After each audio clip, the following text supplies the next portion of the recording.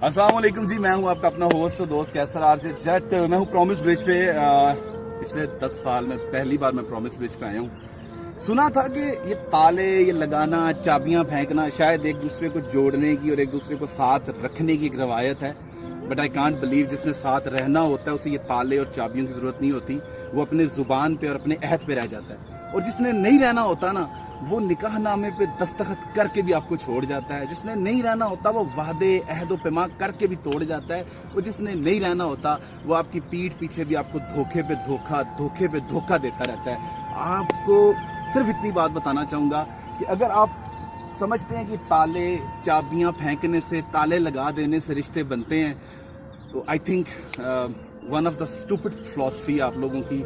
ये रिश्ते तालों से नहीं बनते, रिश्ते दिल से बनते हैं। दिल से रिश्ते एहसास से बनते हैं, रिश्ते इमोशन से बनते हैं, रिश्ते फीलिंग से बनते हैं। ये सो कॉल्ड ताले अगर रिश्तों को जोड़ते होते तो मैं ऐसे हज़ारों तालों की आपको स्टोरी सुना सकता हूँ जिनके आज रिश्ते टूट गए हैं, जिनके रिश्ते टूट चुके हैं। तो बस मैं इतनी बात ही कहना चाह रहा था कि रिश्ते इन तालों से नहीं बनते, रिश्ते इन चाबियाँ फेंकनों से नहीं बनते।